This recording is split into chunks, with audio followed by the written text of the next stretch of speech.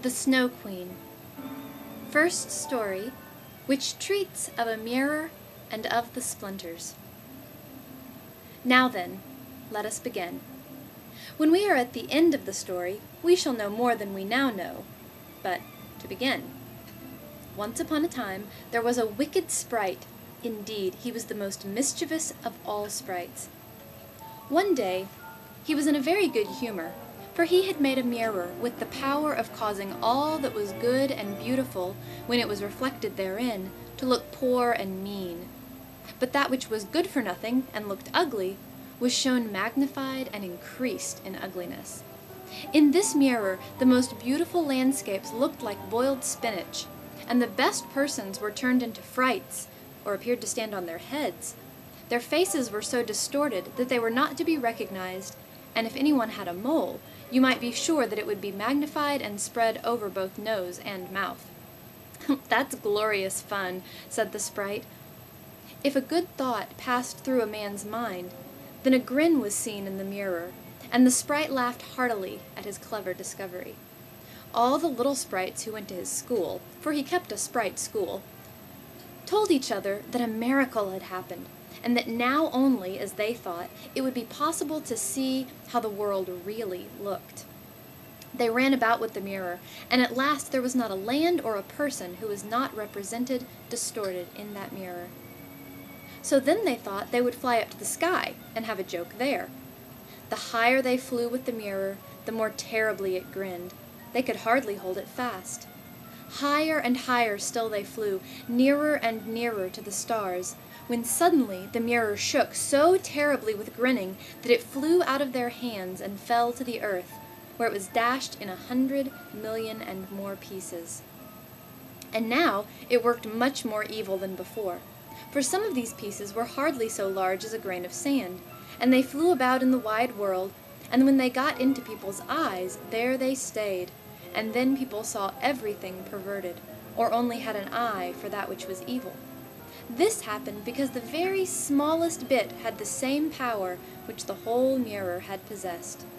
Some persons even got a splinter in their heart, and then it made one shudder, for their heart became like a lump of ice. Some of the broken pieces were so large that they were used for window panes, through which one could not see one's friends. Other pieces were put into spectacles, and that was a sad affair when people put on their glasses to see well and rightly. Then the wicked sprite laughed till he almost choked, for all this tickled his fancy. The fine splinters still flew about in the air, and now we shall hear what happened next. Second story, A Little Boy and a Little Girl. In a large town, where there are so many houses and so many people that there is no roof left for everybody to have a little garden, and where, on this account, most persons are obliged to content themselves with flowers in pots, there lived two little children, who had a garden somewhat larger than a flower-pot. They were not brother and sister, but they cared for each other as much as if they were. Their parents lived exactly opposite. They inhabited two garrets, and where the roof of one house joined that of the other, and the gutter ran along the extreme end of it, there was to each house a small window. One needed only to step over the gutter to get from one window to the other. The children's parents had large wooden boxes there, in which vegetables for the kitchen were planted, and little rose trees beside. There was a rose in each box, and they grew splendidly. They now thought of placing the boxes across the gutter, so that they nearly reached from one window to the other, and looked just like two walls of flowers. The tendrils of the peas hung down over the boxes, and the rose trees shot up long branches, twined round the windows, and then bent towards each other. It was almost like a triumphant arch of foliage and flowers. The boxes were very high, and the children knew that they must not creep over them, so they often obtained permission to get out of the windows to each other, and to sit on their little stools among the roses, where they could play delightfully. In winter there was an end of this pleasure. The windows were often frozen over, but then they heated copper farthings on the stove, and laid the hot farthing on the window pane, and then they had a capital peephole, quite nicely rounded, and out of each peeped a gentle friendly eye, It was the little boy and the little girl who were looking out. His name was Kay, hers was Gerda. In the summer, with one jump, they could get to each other, but in winter, they were obliged first to go down the long stairs, and then up the long stairs again, and out of doors there was quite a snowstorm. "It is the white bees that are swarming," said Kay's old grandmother. "Do the white bees choose a queen?" asked the little boy, for he knew that honeybees always have one. "Yes," said the grandmother. "She flies where the swarm hangs in the thickest clusters. She is the largest of all, and she can never remain quietly on earth, but goes up again into the black clouds. Many a winter's night she flies through the streets of the town and peeps in at the windows, and they then freeze in so wondrous a manner that they look like flowers." "Yes, I have seen it," said both the children, and so they knew it was true. "Can the Snow Queen come in?" said the little girl. "Only let her come in," said the little boy. "Then I'd put her on the stove and she'd melt." And then his grandmother patted his head and told him other stories. In the evening, when little Kay was at home and half undressed, he climbed up on the chair by the window and peeped out of the little hole. A few snowflakes were falling, and one, the largest of all, remained lying on the edge of a flower pot. The flake of snow grew larger and larger, and at last it was like a young lady, dressed in the finest white gauze made of 1,000,000 little snowflakes, like stars. She was so beautiful and delicate, but she was of ice, of dazzling, sparkling ice, yet she lived. Her eyes gazed fixedly, like two stars, but there was neither quiet nor repose in them. She nodded towards the window and beckoned with her hand. The little boy was frightened, and jumped down from the chair. It seemed to him as if, at the same moment, a large bird flew past the window.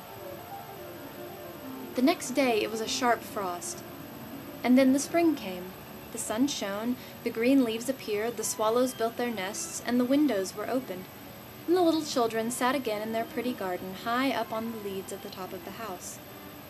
That summer the roses flowered in unwonted beauty. The little girl had been learning a hymn in which there was something about roses, and then she thought of her own flowers, and she sang the verse to the little boy, who then sang it with her. "The rose in the valley is blooming so sweet, and angels descend there the children to greet." And the children held each other by the hand, kissed the roses, looked up at the clear sunshine, and spoke as though they really saw angels there. What lovely summer days those were! How delightful to be out in the air, near the fresh rose bushes that seem as if they would never finish blossoming. Kay and Gerda looked at the picture book full of beasts and of birds, and it was then, the clock in the church tower was just striking 5, that Kay said, "Oh, I feel such a sharp pain in my heart. Oh, ow! And now something has got into my eye." The little girl put her arms around his neck. He winked his eyes. Now there was nothing to be seen. "I think it is out now," said he, but it was not. It was just one of those pieces of glass from the magic mirror that had got into his eye, and poor Kay had got another piece right in his heart. It will soon become like ice. It did not hurt any longer, but there it was. "What are you crying for?" asked he. "You look so ugly. There's nothing the matter with me." "Ah," he said at once, "that rose is cankered. And look, this one is quite crooked. After all, these roses are very ugly. They are just like the box they are planted in." And then he gave the box a good kick with his foot, and pulled both the roses up. "What are you doing?" cried the little girl. And as he perceived her fright, he pulled up another rose, got in at the window, and hastened off from dear little Gerda. Afterwards, when she brought her picture book, he asked, "What horrid beasts have you there?" And if his grandmother told them stories, he always interrupted her. Besides, if he could manage it, he would get behind her, put on her spectacles, and imitate her way of speaking. He copied all her ways, and then everybody laughed at him. He was soon able to imitate the gait and manner of everyone in the street. Everything that was peculiar and displeasing in them, that Kay knew how to imitate, and at such times all the people said, "Well, that boy is certainly very clever." But it was the glass he had got into his eye, the glass that was sticking in his heart, which made him tease even little Gerda, whose whole soul was devoted to him. His games were now quite different to what they had formerly been. They were so very knowing. One winter's day, when the flakes of snow were flying about, he spread the skirts of his blue coat and caught the snow as it fell.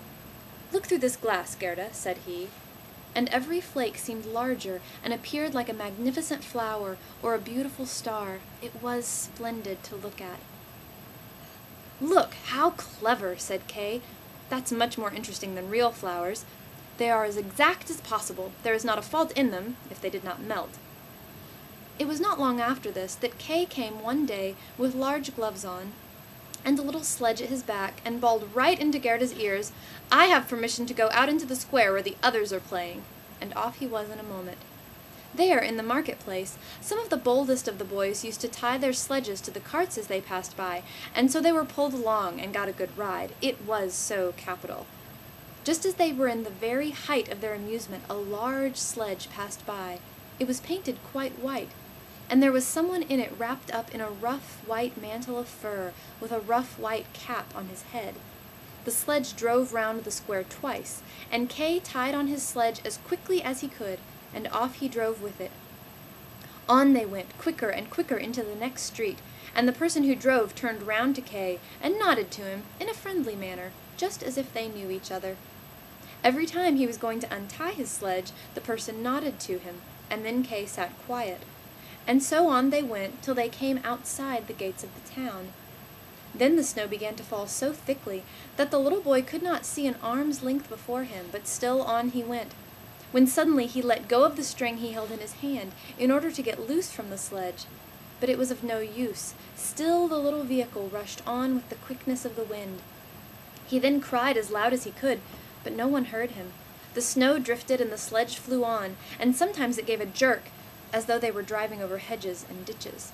He was quite frightened, and he tried to repeat the Lord's Prayer, but all he could do, he was only able to remember the multiplication table. The snowflakes grew larger and larger, till at last they looked just like great white fowls. Suddenly they flew up on one side. The large sledge stopped, and the person who drove rose up. It was a lady. Her cloak and cap were of snow. She was tall, and of a slender figure, and of a dazzling whiteness. It was the Snow Queen. "We have traveled fast," said she, "but it is freezing cold. Come under my bearskin." And she put him in the sledge beside her, wrapped the fur around him, and he felt as though he were sinking in a snow wreath. "Are you still cold?" asked she, and then she kissed his forehead. Ah, it was colder than ice. It penetrated to his very heart, which was already almost a frozen lump. It seemed to him as if he were about to die. But a moment more, and it was quite congenial to him, and he did not remark the cold that was around him. "My sledge! Do not forget my sledge!" It was the first thing he thought of. It was there tied to one of the white chickens, who flew along with it on his back behind the large sledge. The Snow Queen kissed Kay once more, and then he forgot little Gerda, grandmother, and all whom he had left at his home.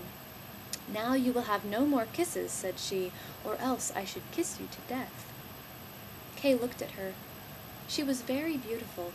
A more clever or a more lovely countenance he could not fancy to himself, and she no longer appeared of ice as before.